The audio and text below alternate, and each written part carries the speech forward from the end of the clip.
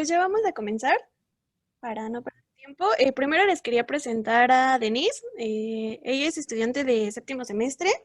Va a estar con nosotros como organizadora. Entonces, si quieren preguntar algo al ponente, para no interrumpirlo, podemos escribirlo en el chat. Y ya si es una duda como muy que se tenga que responder en el momento, nosotros podemos preguntarle a Felipe para no interrumpirlo. O al final, para no perder tiempo, dejamos todas las dudas y nosotros nos encargamos de preguntarle para que sea como más ágil todo esto. Y no sé si te quieras presentar, Denise. Sí, bueno, pues yo soy Denise y voy a presentar al ponente. Bueno, el ponente es Felipe Iván González Lucas y el tema que va a estar exponiendo es Caos en tu cartera, sistemas dinámicos y economía. Él es estudiante de último semestre y lleva varios semestres ya trabajando con sistemas dinámicos y ha crecido mucho en su manera de trabajar. Em, También no olviden que apagar los micrófonos, que siempre estén los micrófonos apagados. Y pues creo que nada más, ¿no? Lo de las dudas te las pueden mandar a el profesor o a mí y ya, nada más, ¿no? Vale, entonces vamos a comenzar con el tema de hoy, con la sesión de hoy. Este es un seminario de matemáticas avanzadas que, como saben, tiene el propósito de mostrar a los estudiantes distintos métodos o áreas distintas de las matemáticas que puedan ayudarnos en nuestro camino o en futuras investigaciones. Yo estoy trabajando en particular con unas herramientas que se llaman sistemas dinámicos. Son en esencia ecuaciones diferenciales, aunque también pueden ser otro tipo de ecuaciones, y tienen aplicaciones muy particulares. Yo los conocí intentando modelar economía antigua por un proyecto de historia. Queríamos analizar cómo se comportaban los ejércitos, el poder militar, y fue cuando me di cuenta que cuando uno analiza una sociedad, eventualmente sale la economía.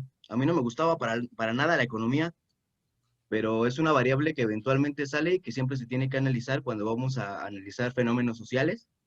Mucha gente aquí estará muy interesada en la economía o en las finanzas, y por eso elegí traer las aplicaciones de economía utilizando sistemas dinámicos. Entonces, vamos a comenzar. Estructurar la presentación de tal manera que yo les voy a presentar un modelo, un ejemplo, y a través de cada modelo vamos a ir viendo los conceptos de los sistemas dinámicos y cómo se van complicando, ¿no? Entre más nos metemos en su estudio. Primero que nada, un poco de historia. Los sistemas dinámicos como tal, podríamos decir que salieron desde la época de Kepler y Newton, cuando empezaron los primeros sistemas de ecuaciones diferenciales. Esos ya eran sistemas dinámicos, solo que no les llamaban así. Posteriormente, en la época de Poincaré, él ya postula lo que nombra sistemas dinámicos aplicados a calcular órbitas celestes. Él estaba buscando una explicación sobre cómo es que los planetas se habían quedado así, dándole órbitas al Sol en un estado de equilibrio, que son conceptos que vamos a ver más adelante.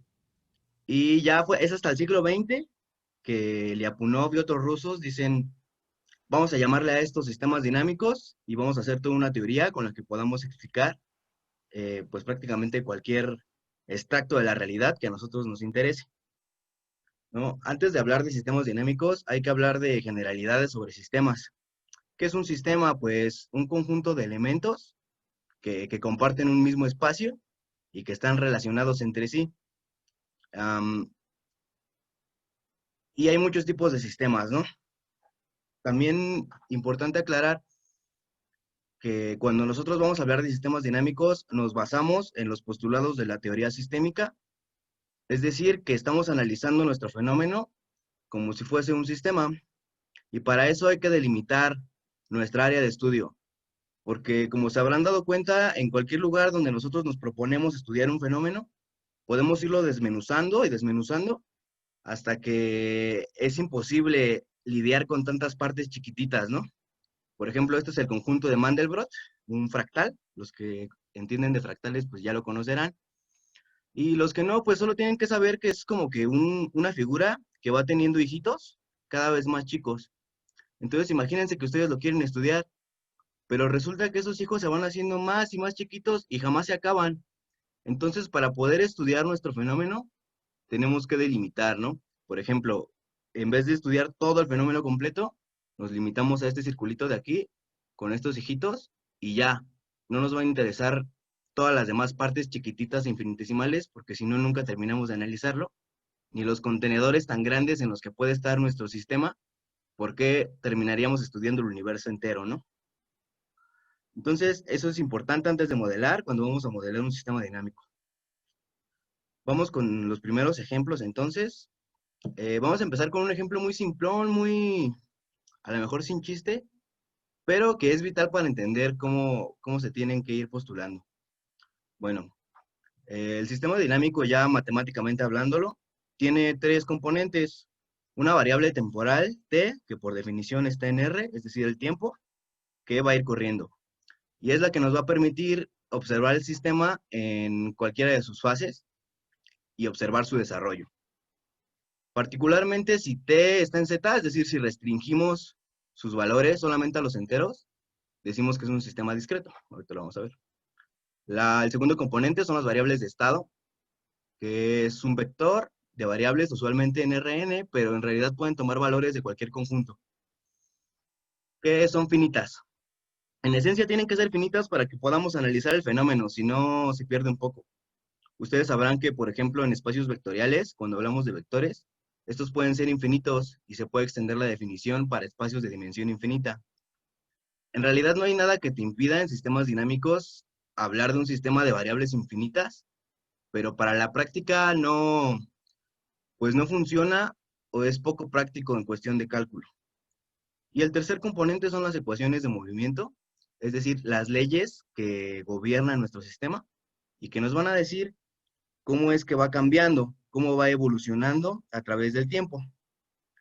Hay dos definiciones importantes aquí, las primeras que surgen. El conjunto de estados o espacio de fases, que le llamamos omega por letra griega, y son todos los estados posibles en el que puede estar nuestro sistema.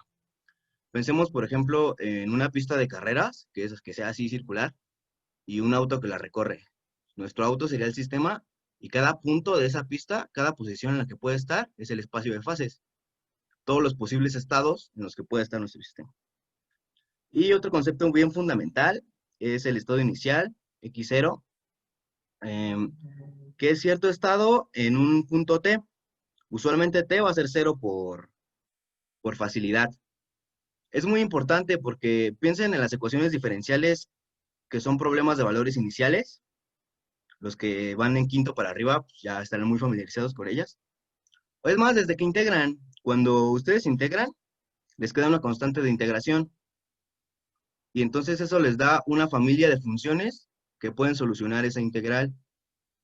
Para un estudio concreto, necesitamos una condición inicial para que podamos así verificar cuál es esa constante. En el caso de los sistemas dinámicos, necesitamos un estado inicial de dónde partir para que podamos analizar el desarrollo. Porque de nada nos sirve tener las leyes que gobiernan un sistema si no sabemos cómo es ese sistema en algún punto del tiempo, ¿no? O cómo se está comportando. Antes de continuar, muy importante aclarar que el enfoque de los sistemas dinámicos es un enfoque determinístico. Es decir, que dado un punto x1 y un punto x2, es decir, más adelante en el tiempo, x2 va a estar dado completamente por el intervalo entre t1 y t2, lo vamos a llamar así, que es el espacio que pasó. Es decir, tenemos un sistema y el sistema va evolucionando. La evolución del sistema en cualquier punto del tiempo está dada completamente por el intervalo de tiempo que pasó, es decir, que no contempla variables exógenas.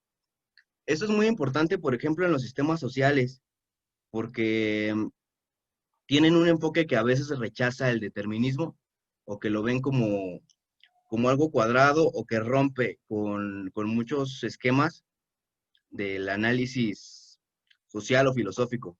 Entonces es importante cuando vamos a estudiar un fenómeno y vamos a usar sistemas dinámicos, tener bien claro que es un enfoque determinístico, que no estamos contemplando una interacción con otras, la interacción de otras variables a lo largo del tiempo. Y si estamos contemplando que algo así va a pasar, tenemos que contemplar esas variables desde que hacemos el modelo. Hay dos tipos de sistemas dinámicos muy concretos, los que son discretos y los que son continuos. Los discretos son como más facilitos o más sencillos de entender porque se representan con ecuaciones recursivas. Entonces, para esto restringimos T a un solo conjunto que van a ser los enteros y empezamos a definir nuestras leyes o las ecuaciones de movimiento que gobiernan nuestro sistema, como el estado en determinado tiempo, n, va a ser igual a una función que depende del mismo estado en un tiempo anterior. Vamos a verlo con un ejemplo para que sea más sencillo de entender. Este ejemplo es el rendimiento de inversión. Ustedes imagínense que tienen un dinero y lo quieren invertir al banco, ¿no? Entonces el banco les va a dar cierta tasa de rendimiento por cada unidad de tiempo que tengan ahí su dinero. Por ejemplo, le meten 20 pesos, ¿no? A su cuenta de inversión y el banco les dice, pues aquí la cuenta de rendimiento es de 1.5, del 50%, es decir, que al pasar de un mes, por así decirlo, vas a tener 1,5 de lo que tenías de tu dinero, o 1.5. En realidad los bancos no funcionan así, no funcionan así las tasas de interés, pero por simplicidad del modelo vamos a suponer que es un banco muy dadivoso y les va a dar esa tasa. Entonces, véanlo así. El estado del sistema va a estar dado por el sistema del tiempo anterior multiplicado por la tasa de interés que les está ofreciendo el banco. Es decir, en cada punto del tiempo van a ir multiplicando el dinero que ya tenían por una constante que les va a ir diciendo cómo va creciendo. Si esto es menor que 1, su dinero va a decrecer. Entonces tiene que ser mayor que 1 para que vaya creciendo con el tiempo. Entonces, piensen que tenemos un valor X0 de inversión. Le voy a llamar K. Al primer mes, después de que ustedes hayan invertido, su dinero total va a ser A multiplicado por X0 o A por K. Al siguiente mes va a ser igual a la misma constante.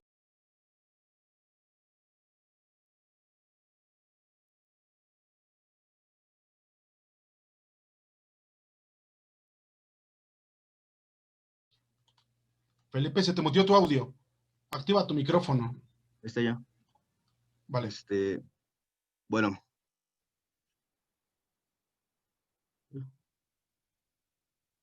Un momento. Ahí estamos. Al mes 3, pues igual lo mismo. Una constante multiplicada por lo que teníamos en el tiempo anterior. Entonces observen cómo al ir multiplicando por el estado anterior y por el estado anterior, nos resulta que es una ecuación homogénea y nos va a ir dando o va a ir elevando nuestra constante a cierta potencia. ¿Qué potencia? Pues según el tiempo que hayamos tenido ahí nuestro dinero. Podemos concluir una fórmula general, que el estado en cierto tiempo t está dado por la constante elevada al mismo tiempo y eso multiplicado por el estado inicial. Entonces, fíjense cómo ahora podemos saber el estado de nuestro sistema en cualquier punto del tiempo, el que se nos antoje, solo conociendo el estado inicial del sistema, es decir, el dinero que nosotros metimos al inicio. Una ecuación muy sencilla, un fenómeno muy simple de entender. Y para entender el caso continuo, porque un sistema dinámico puedes analizarlo desde el enfoque discreto, por ejemplo aquí, que es cada mes. Ahora imagínense que el banco les estuviera dando cierto interés por minuto o por segundo que está pasando. Entonces necesitan una observabilidad total, le llamamos, y eso significa que en cualquier parte del tiempo, parametrizado por los reales que queramos, podamos verlo, podamos ver el estado de nuestro sistema. Esto lo logramos modelándolo de manera analítica con una ecuación diferencial. Y hacemos lo mismo. Tenemos la derivada de nuestro sistema, es decir, cómo va a cambiar el valor que tenemos en dinero, y va a ser igual a una constante que multiplica esa misma función o ese mismo estado del sistema. Y se convierte en un problema de valores iniciales, porque tenemos el estado inicial, o f de 0, que va a ser la misma K que teníamos acá. ¿Por qué le pongo aquí una A primita? Porque aquí, fíjense, antes este X de T nos representaba el estado del sistema como tal, el dinero que teníamos. Ahora estamos modelando el cambio que existe. Entonces, esta constante no va a ser la misma tasa de interés, va a ser su logaritmo. Ahorita vamos a ver por qué. Entonces, tenemos que resolver esta ecuación, una que su derivada es la misma función multiplicada por una constante. Métodos elementales de integración de ecuaciones diferenciales 1 y van a llegar a esto, ¿no? A que es esa constante multiplicada por e a la t por la tasa de interés. K es el estado inicial, ¿no? Entonces, hasta ahí ningún problema. Y ya solamente tenemos que resolver el problema de encontrar el parámetro o cómo cambió la tasa de interés, que es piensen en el primer estado del sistema. Sabemos que K por nuestra función, cuando t vale 1, tiene que ser K por A, así como lo teníamos aquí. Así. Eh, Resolvemos eso y llegamos a que la constante tiene que ser el logaritmo para que tengamos la misma relación. Esto se ve más mejor explicado, o se entiende mejor con un ejemplo numérico, para que no nos hagamos bolas con variables muy abstractas. Vamos a darle valores. Entonces piensen que x0, pues 20, tenemos 20 pesos, y lo que les había comentado, nos va a rendir 3 medios, o se va a ir multiplicando la mitad de nuestro dinero al pasar del tiempo. En el caso discreto, el estado inicial es 20, al primer mes, cuando t vale 1, vamos a tener 30, es decir, 20 por 1.5. Al segundo mes vamos a tener 45, es decir, 30 por 1.5. O bien, 20 por 1.5 al cuadrado. Y así nos vamos, ¿no? Tenemos estos valores. Y en el caso continuo, lo modelamos de la misma manera, lo pueden comprobar con su calculadora, y nos va a dar los mismos valores. Quise tomar para el caso continuo los mismos valores que usé para el discreto, para que se viera que son modelos congruentes. Es decir, que podemos analizarlo de forma continua o de forma discreta y llegar a las mismas conclusiones. Sin embargo, el caso continuo tiene una gran ventaja y es la observabilidad total que les comentaba, que no solo podemos conocer el estado de nuestro sistema o cuánto dinero tenemos al tiempo 1, al 2 o al 3, sino también al 1.5, al 2.84, al 2.99999. Al punto del tiempo que se nos ocurra, podemos conocer el estado. Y no solo eso, sino que ahora veremos que cuando los sistemas tienen puntos de equilibrio, podemos conocer si tenemos una ecuación diferencial, cuáles son esos puntos de equilibrio. Un modelo muy simple para empezar a entender los conceptos. Ahora vamos con otro modelo que en economía le conocen como el modelo de Sorrow, y es un modelo que explica cómo crece el capital de una nación o de un estado con respecto del tiempo. Es decir, tú cierras tu sistema, lo restringes a cierta zona, puede ser un país, puede ser un municipio, lo que sea, y dependiendo de ciertas variables, vamos a ir explicando cómo va creciendo nuestro capital total o la riqueza de nuestro país o de nuestro municipio, de nuestro estado. Para eso hay que hablar de ciertos conceptos extra. En este modelo vamos a necesitar saber qué es un punto fijo. ¿Qué les puse las definiciones formales? No las tienen que leer como tal. Aquí lo único que dice es que define una familia de aplicaciones que van a ser la forma que vamos a tener de movernos. Es decir, estas aplicaciones o esta familia de funciones es la manera que vamos a tener nosotros de llegar de un punto T a un punto S. Es lo que dice aquí. Y eso tiene que conservar ciertas propiedades, que si tú le aplicas o sea, te vas hacia un tiempo T y luego le sumas S, tienes que llegar al T más S, ¿no? Aquí solamente te dice que te puedes ir moviendo en el sistema con una familia de funciones como tú quieras. Luego define un subconjunto para la cual estas aplicaciones están definidas. Es decir, que para cada estado en el espacio de fases hay un subconjunto de T para el cual tú te puedes ir puedes viajar en el tiempo cierta cantidad de unidades, ¿no? Y le llamamos órbita a el subconjunto de espacio de fases desde el cual nosotros nos vamos a mover y nos va a ir dando los estados que siguen o cómo va evolucionando nuestro sistema. Por ejemplo, en el ejemplo que les ponía del carrito, nuestro carro donde esté puesto en una pista de carreras, ese va a ser su estado inicial. Esta familia de funciones va a ser qué tanto lo podemos ir haciendo avanzar, y su órbita, pues va a ser la misma pista, es decir, los estados que va a ir tomando cuando corremos el tiempo. Eso es una órbita, así de sencillo. Pero les dejo las definiciones formales por si alguien se quiere meter más. Después les haré llegar a esta presentación y ya se las pueden estudiar o irse a la referencia. Entonces vamos con el modelo de Solow. ¿Cuáles son las variables del modelo? K, el capital total, la riqueza total que va a tener nuestro estado. S, la tasa de ahorro, es decir, cuánto de ese capital podemos ir guardando para el siguiente estado. N, la tasa de aumento de la fuerza laboral, que es muy importante porque para el enfoque de Solow, han de saber que los economistas, cada economista tiene una forma distinta de explicar la dinámica del capital. Para el caso de Solow, él dice que está directamente ligada a la fuerza laboral que tenemos. Es decir, entre más gente tengamos trabajando, más rápido va a ir creciendo nuestro dinero. Y no solo eso, sino que la fuerza laboral no se queda fija. Generalmente tiende a subir porque la población siempre está aumentando. Y luego delta, que es la tasa de depreciación, o qué tanto va cayendo nuestra economía a lo largo del tiempo.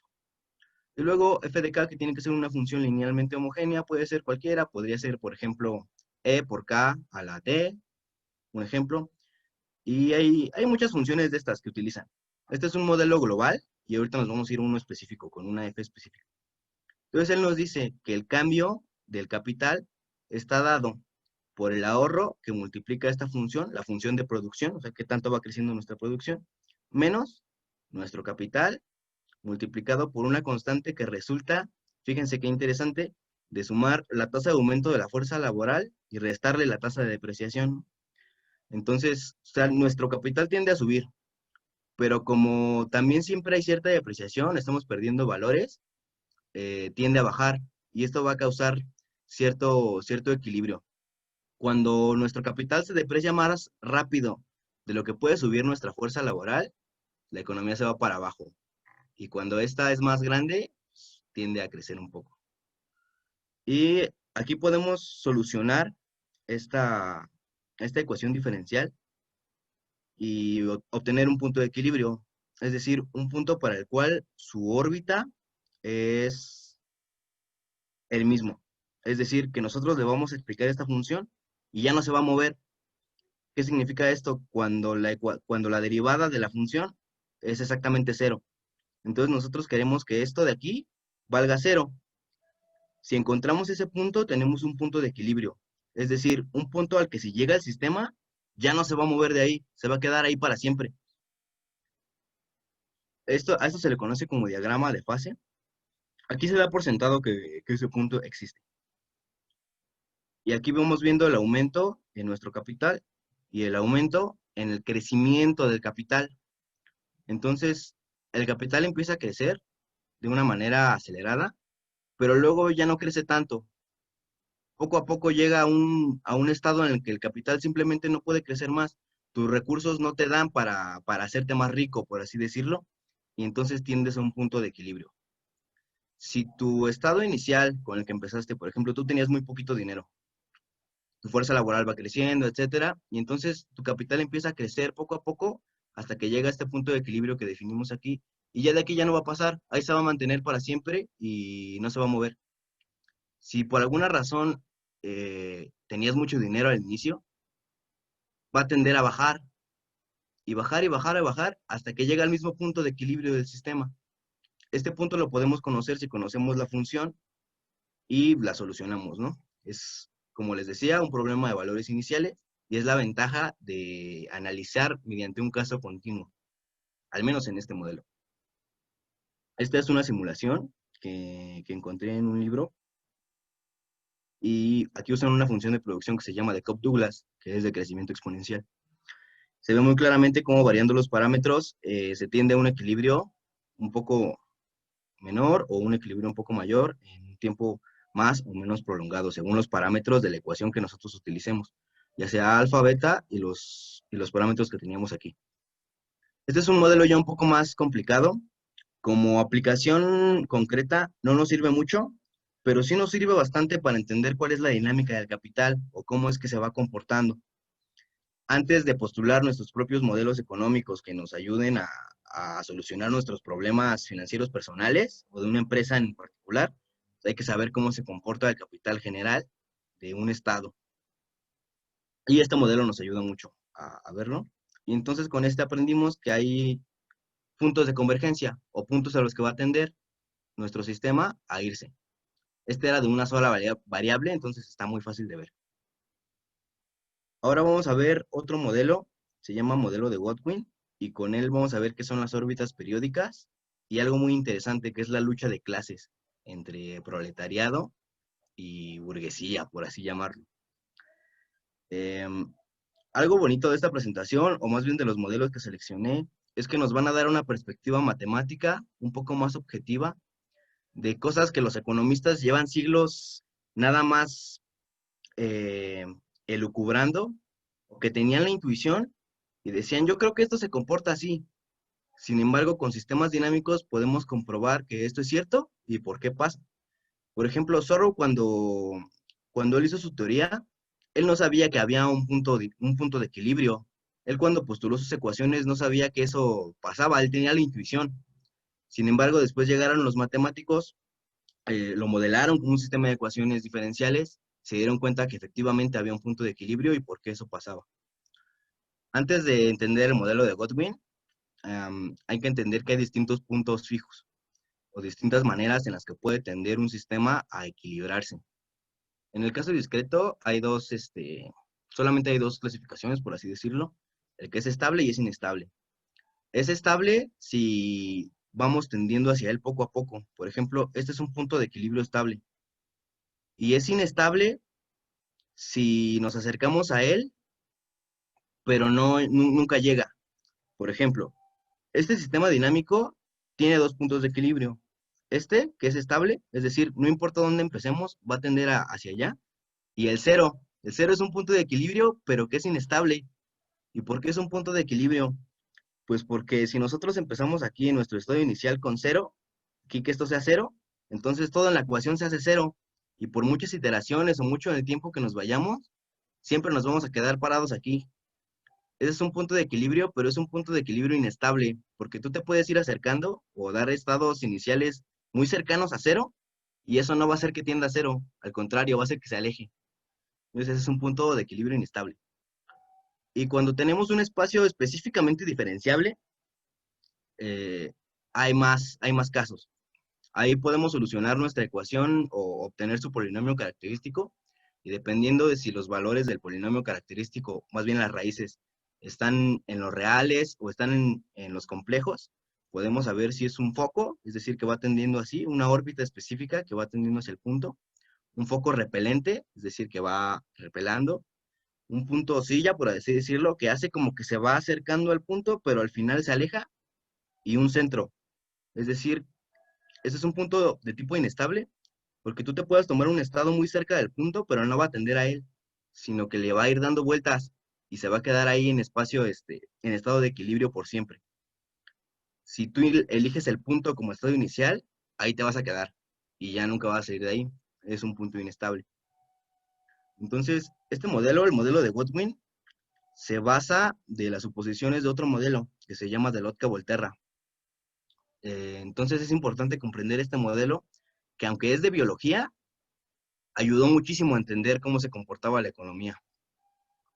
Esta gente de biología andaba estudiando poblaciones y dijo, ¿cómo se comporta una población de depredador con respecto a la población de una presa? Entonces dijo, pues imagínate que tu presa es esta, la población N1, ¿cómo va a crecer? Pues tiene una tasa de crecimiento, es decir, tiende a ir subiendo porque se van reproduciendo. Por ejemplo, piensen en conejos, se reproducen muy rápido, pero según la población que haya de depredadores, estos los van a ir cazando. Entonces lo multiplico por la cantidad que hay en nuestra población de conejos y por un coeficiente que puede ser más o menos grande, que le llaman eficiencia del cazador, es decir, qué tanto son buenos los conejos para escapar de su presa. Y en cambio la población N2 son poblaciones de depredadores, piensen, no sé, en zorros, en lobos, que en ausencia de alimento estas tienden a decrecer, es decir, los depredadores son solitarios y se van haciendo poquitos si no hay presas. Pero si van cazando y hay alimento, pues entonces la población tiende a subir. Y a este parámetro le llaman eficiencia sobre la caza, y es decir, qué tantos conejos pueden cazar los depredadores. Si graficamos este modelo, como lo tenemos aquí, nos genera este dibujito de aquí al lado. Y entonces vamos viendo que, por ejemplo, si hay muy poquitas presas, los depredadores también tienden a bajar y se van haciendo poquitos, poquitos, poquitos. Cuando ya hay poquitos depredadores, pues las presas pueden reproducirse más rápido. Entonces empiezan a subir poco a poco. Y ya cuando hay muchas presas, pues resulta que los depredadores tienen que comer. Entonces pueden seguir comiendo y se pueden seguir reproduciendo. Y vuelve a empezar el ciclo. Y así nos vamos. Entonces, dependiendo del estado inicial de nuestras poblaciones, nos va a poner en una coordenada de este plano de poblaciones, y va a empezar a orbitar alrededor de un punto que es un centro inestable. Entonces Godwin dijo, oye, como que yo creo que eso se comporta así, que la fluctuación de capital entre la gente que tiene dinero, que tiene los recursos, y la gente que trabaja para ellos, se comporta de la misma manera. Entonces postuló este modelo. No hay que entrar mucho en detalle sobre los parámetros, tienen que ver justamente sobre salarios y sobre qué tanto se explota, qué tanto explotan la gente que tiene el capital a los obreros, y qué tanto los obreros reciben su salario. Entonces es lo mismo, este es el capital total en la clase alta y este es el capital total en la clase baja. Vamos a ir viendo que por cómo están construidas las ecuaciones, por ejemplo, cómo están los parámetros definidos aquí, no va a ser una órbita tan perfecta, más bien tiende a alargarse. ¿Y por qué tiende a alargarse? Porque resulta que el periodo de apogeo de la gente con capital es más grande. Es decir, Godwin se dio cuenta que al menos aceptando los supuestos de su modelo, tarda mucho más en decrecer el capital de la gente que tiene o de la clase alta que de lo que tarda en regenerarse el capital de la clase media. Por eso nos genera una órbita más, pues más alargada. Fíjense cómo a través de las matemáticas podemos empezar a analizar modelos que antes eran meras intuiciones, ¿no? La gente decía, oye, como que yo creo que la fluctuación del capital entre gente pobre y gente rica se comporta así, pero no sabían bien cómo explicarlo o cómo se iba a comportar el modelo. Y ahora podemos dar una explicación a esa parte de las ciencias sociales a través de las matemáticas y desde métodos que son más sofisticados. Porque incluso los economistas no suelen usar mucho este tipo de modelos, por lo mismo de que es meterse con ecuaciones diferenciales, campos diferenciables, hay que hacer simulaciones, y eso nos lleva al siguiente modelo. Este es un modelo que me interesó también muchísimo, se llama de la mano invisible, y es una tesis de Adam Smith. Es una tesis que Adam Smith formuló cuando era, pues por ahí por el 1700, que él andaba ahí haciendo sus pininos, defendiendo el liberalismo. Les digo, todos estos modelos que les traje se relacionan mucho con la noche de clases o con cosas que los economistas querían explicar pero no sabían cómo. En ese entonces, él queriendo defender el liberalismo, el libre mercado, dijo, pues yo creo que si todos hacemos lo que sea mejor para nosotros, eventualmente el mercado llega a un equilibrio y todos estamos felices. Entonces no hay nada de malo en querer aprovecharse de los demás, porque eso hace que el mercado llegue a un equilibrio. Eso no es cierto. Me voy a ir un poquito más rápido para que quede un tiempo de hacer preguntas. Entonces, chéquense cómo lo postula Arrow de Bro, que Arrow de Bro dice, eso no es cierto, y yo te voy a probar por qué con un sistema dinámico. Entonces genera un vector de bienes y un número de agentes, es decir, de gente que está participando en el mercado. Entonces, estos son los bienes que hay y estos son los precios que tiene cada bien. Eh, Hace una matriz, W de KI, que es K, cada agente y cada bien, ¿no? W de KI son el número de bienes y que tiene el agente K. Por ahí nada, nada raro.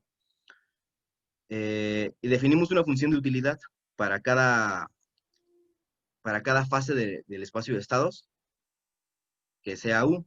Y esto va a ser un número real que nos dice qué tanta utilidad obtiene un agente de una canasta. Llamemos de canasta estos vectores, ¿no? Y entonces, como decía Adam Smith, que cada quien tenía que buscar lo mejor para ellos, nuestra función tiene que estar dada a partir de un modelo de optimización, es decir, de dar por hecho que todos los agentes saben qué es lo mejor para ellos y que tienen acceso a esa información, es decir, la maximización de la función de utilidad con respecto a estos precios. Eh, Después lo aborda él como un problema, como un sistema discreto, porque se da cuenta que es más fácil analizarlo así. Eh, y tiene que haber una dinámica de precios, es decir, los precios tienen que ir subiendo o bajando. ¿Qué tanto suben o qué tanto bajan? Depende de la demanda. Entonces hay que definir una función de demanda que por alguna razón no sale por aquí. Pero piensen en esta matriz y la vamos a multiplicar por el vector de precios. Entonces, nosotros nos definimos una función que nos diga qué tanto está demandado un precio o qué tanto sobra. Es decir, qué tanto lo quieren o qué tanto no lo quieren. Si lo quieren mucho, esta función va a ser mayor a 1 y entonces el precio va a subir. Si lo quieren poco, esta función va a ser menor que 1 y el precio va a bajar. Si todos están bien con lo que tienen de ese producto, entonces esta función va a ser 0 y se va a quedar el precio estable. Esta es una simulación que se hace en un libro que se llama Métodos Dinámicos para Economía. Y entonces se da cuenta de que no se comporta tan bonito como Smith decía, ¿no? Que este modelo no tiende a un punto de equilibrio, que buscando lo mejor cada quien por su cuenta, no tiende el mercado a equilibrarse. Al contrario, tiende a un estado de caos perpetuo en el que los precios suben y bajan como locos, justamente porque está pasando esto, ¿no? Este no es el modelo más refinado, se puede hacer más específico, podemos introducir más variables y más dinámica, pero en esencia es una primer prueba intuitiva. También les estaría preparado hablar sobre la aplicación logística y la teoría de bifurcación del caos. ¿Alguien sabe lo que es el caos? Tendemos a pensar que el caos es algo desordenado, sin embargo no es así. El caos es un estado que tiene un sistema y que es muy sensible a las condiciones iniciales. Es decir, que nosotros tomamos un estado inicial muy cerquita de otro y los comportamientos van a ser muy diferentes, a pesar de que esperaríamos que se fueran hacia un mismo punto fijo, ¿no? Entonces, esta es una función logística, aplicación logística que le llaman, y a alguien se le ocurrió variar este parámetro, el parámetro de R. Y se dieron cuenta que para ciertos valores de R hay un punto fijo, como se puede observar aquí, pero para otros valores de R empieza a haber dos puntos fijos, una órbita. Y para otros valores de R empieza a haber caos, caos completo, ¿no? Ya no puedes saber dónde está el punto fijo o cuál es la órbita. Y nos genera este diagrama de bifurcación, que aquí es el parámetro R, que tanto vamos variando el parámetro de R, y en este lugar está esa variable, x1, o qué tanto va avanzando con respecto al tiempo. Entonces, para ciertos valores de R, fíjense cómo mantiene un solo punto fijo. Luego, para otros valores de R, ya hay una órbita, está oscilando así. Pero de repente, para estos valores, entre 3.4 y 4, ¡ah!, hay un caos total. Nadie sabe qué está pasando. Estudiar este tipo de fenómenos que de repente nos generan puntos fijos infinitos es a lo que conocemos como caos. Y yo les traigo una última aplicación. Esto fue para entender justamente la aplicación que viene, que es ya bastante buena, bastante aplicable, y había que saber qué era esto del caos. ¿Saben lo que son las políticas monetarias? Son la política que tiene cada país para saber qué tanto va a bajar la inflación o no. La inflación es un fenómeno que pasa, queramos o no, por cómo está estructurada nuestra economía global. Entonces el Estado tiene que decir, vamos a subir tanto los precios o no los vamos a subir tanto. Esta función representa la inflación y este parámetro, qué tanto sube o no sube el Estado, el valor de la inflación. Lo que pasa es que si el Estado deja que la inflación externa entre al mercado global tal como está, pues a él no le pasa nada. pero a la gente sí. Entonces, usualmente el Estado absorbe una parte de la inflación y como que la patrocina, por así decirlo. Pero eso a la larga hace que la economía nacional decrezca. ¿Cómo justificas qué tanto bajas o qué tanto regulas la inflación? Pues hicieron esta simulación más bien y se dieron cuenta que lo mismo que pasaba en la aplicación logística. Para ciertos valores de B hay un caos total, pero también para ciertos valores de B hay un punto de equilibrio. Entonces, hacer este tipo de análisis, tener acceso a este tipo de métodos que pueden ser tan complicados, te ayuda a estructurar un plan con el cual tú puedes evitar el caos. Obviamente hay más variables y hay más ecuaciones. Este es un modelo simplificado, pero aquí ya sabes qué valores de B vas a evitar, ¿no? Que en general son los que son muy bajos. Es decir, que regular muy poco la inflación hace que tiendas al caos. Entonces hay que empezar a estudiar a partir de ciertos valores que te van a respetar cierto equilibrio. Es decir, evitar eso que es tan complicado que no lo puedas analizar. Estaría también la definición de lo que es un atractor extraño. En general, no es tan complicado. Les digo, les voy a dejar la presentación para que la vean y la analicen. Hay otra definición, una definición alterna que dice que un atractor es un atractor extraño, es decir, el atractor de un sistema caótico.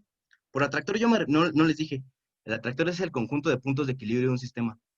Y de un sistema caótico, ese conjunto de puntos es infinito y es de dimensión fractálica. Nos generan cosas así. Por ejemplo, este es el modelo de Rosler para explicar el comercio externo, el acelerador de Godwin para explicar un poco lo mismo que hablábamos de su modelo, pero más complicado.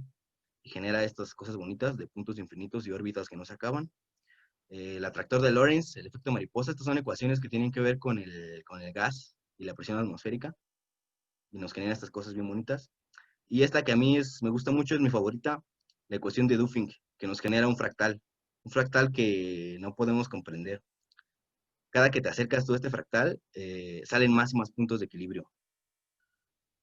Y bueno, eso es todo lo que yo tenía preparado para ustedes. Me gustaría dejar estos 12 minutos para ver si alguien tiene alguna duda o si de verdad no me entendieron nada, hablé en otro idioma, pues, pues igual háganmelo saber. Felipe, Sí. bueno, preguntó en el chat Carlos Baselis que qué pasa con la inflación en economías paternalistas cerradas o con bloqueos económicos. Ah, claro.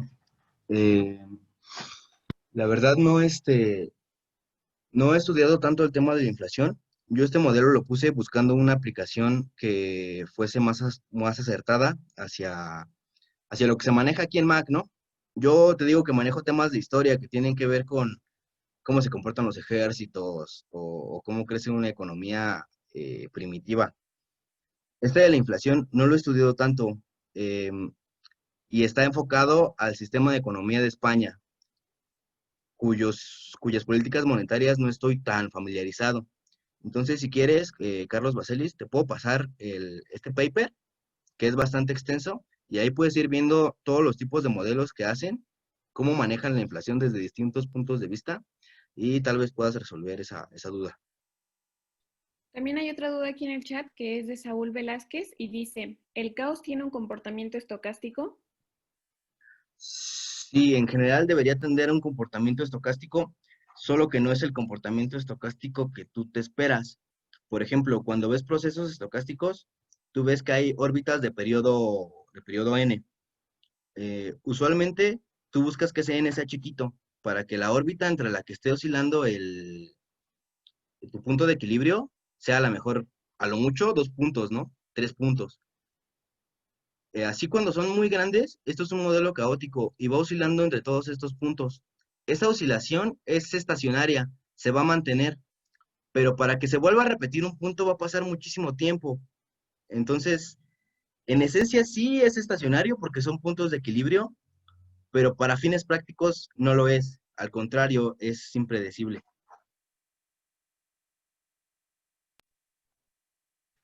También pregunta Carlos que si el caos es siempre determinista.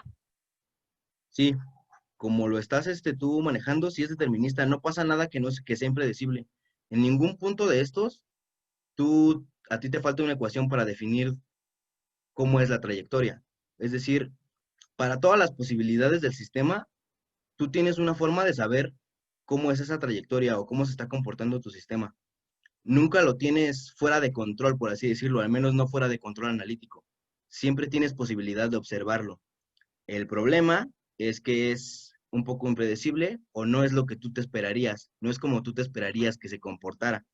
Por eso dicen que es caótico. Pero el caos no es desorden, ni es algo que esté fuera de las leyes de este mundo. Simplemente es algo que es más complicado de los modelos a los que estamos usualmente acostumbrados.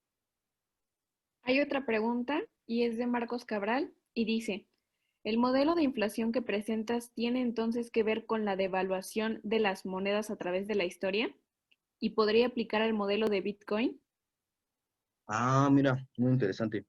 Este modelo, te digo que es para políticas monetarias españolas y lo hicieron basados en la economía actual, es decir, cómo se comporta el mercado hoy día con las ecuaciones que lo regulan hoy en día y en específico las políticas monetarias que tiene España. Entonces es un modelo este modelo es general para las economías del mundo hoy día, muy simplificado, pero como es la economía hoy.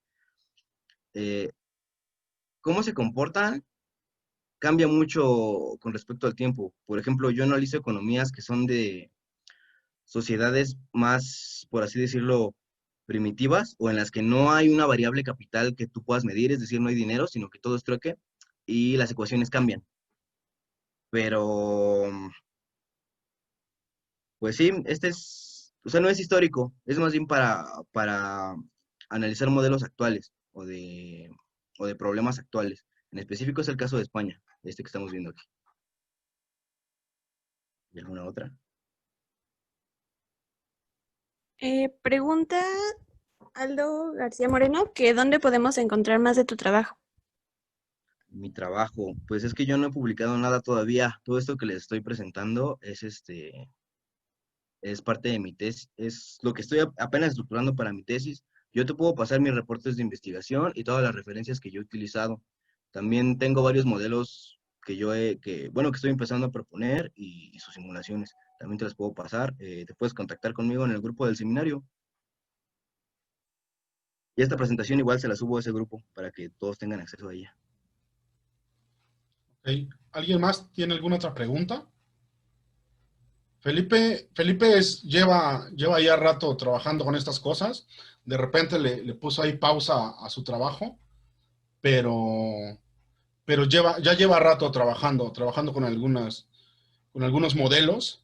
Y él tiene ahí alma de historiador, filósofo y todas estas cosas que nos caracterizan a los matemáticos, ¿no? Entonces, ¿no hay más preguntas? Ok. Bueno, pues si no Adelante, hay Ale. más preguntas, quería agradecerle a Felipe por la ponencia y a todos los que participaron, los que preguntaron, pues gracias por asistir al seminario. Y también antes de que se vayan, quería mencionarles sobre la siguiente ponencia del miércoles. Vamos a tener como ponente a la profesora Saima, ella es profesora de MAC, pues de hecho es mi profesora de matemáticas discretas. Va a tener la plática que se va a llamar reducción de almacenamiento en matrices ralas. Para darles pues un pequeño resumen, cuando nosotros tenemos una matriz que es de gran tamaño, para almacenarla en una computadora vamos a utilizar mucha cantidad de memoria. Entonces, para poder facilitar esto, se buscaron soluciones usando matrices dispersas o matrices ralas, que también se les conoce así. Y básicamente de esto va a estar hablando la profesora Saima la próxima semana, para los que quieran asistir. Que esperemos que sean todos. Esperemos que sean todos cuerdos. Y muchas gracias, Avi. Y nuevamente, felicidades por la ponencia, Felipe. Y nos vemos la siguiente semana a todos.